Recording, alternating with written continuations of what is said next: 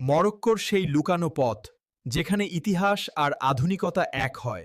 Morocco এক্সপ্লোরারের ১৩তম পর্ব শুরু করছি। ইরফানের আজরু থেকে বিদায় নিয়ে আমরা এখন কাসর আল কবিরের প্রাচীন ইতিহাসের সামনে। এই ১৩তম পর্বে মরক্কোর সৌন্দর্য আর ঐতিহ্য তুলে ধরব। চলুন শুরু করি। সমুদ্রের ধারে শান্ত একটি শহর লারাজ। শহরের পুরনো বন্দরের ধারে দাঁড়ালে আটলান্টিকের বাতাসে দারুণ ভালো লাগে। লারাজ থেকে কাসাব্লাঙ্কার এই জার্নিটা শুরু করি প্রাচীন রোমান সভ্যতার স্মৃতি নিয়ে। তাদের ইতিহাস ও আজকের শহরের গল্প বলবো। আটলান্টিকের উপকূল ধরে চলতে চলতে মন ভরে যাক এই মেরজা লেগুনের শান্ত পানি আর পাখির কলতানে। এবার আসি কেনিত্রা, যেখানে মেহেদিয়া সৈকতের ঢেউ আর পর্তুগিজ কাসবাহের ইতিহাস আমাদের হাতছানি দেয়। রাজধানী রাবাতে প্রথমে ঘুরে দেখব উদায়া কাসবাহের নীল সাদা গলি আর প্রাচীন চেলাহের রহস্যময় ধ্বংসাবশেষ। রাবাতের গর্ব হাসান টাওয়ার আর পঞ্চম মোহাম্মদের জমকালো সমাধির স্থাপত্য ও ঐতিহ্য সম্পর্কে জানব এই সেগমেন্টে।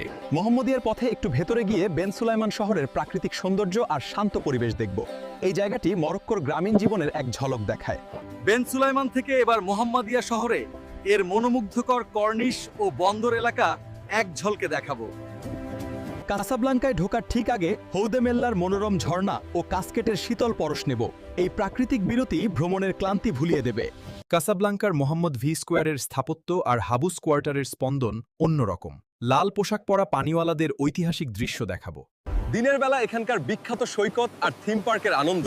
গ্ল্যামারাস কাসাব্লাঙ্কার দিনের জীবন কেমন হয় চলুন দেখি। রাতের কাসাব্লাঙ্কা আরো ঝলমলে। ডিস্কো ক্লাব ও ক্যাবারেতে ব্যালি ড্যান্স সহ জমজমাট নাইট লাইফ দেখব। বিশ্বমানের স্থাপত্য, দ্বিতীয় হাসান মসজিদ আর গ্ল্যামারাস কর্নিশে আমাদের এই মরক্কো এক্সপ্লোর সিরিজের ১৩তম ভ্রমণ পর্ব শেষ হবে। সাথেই থাকুন। আমাদের আগামী পর্ব কাসাব্লাঙ্কার পূর্ব দিকের অঞ্চলগুলো। আমরা আসছি ১৪তম পরের পর্বে। আল্লাহ হাফিজ, বাই।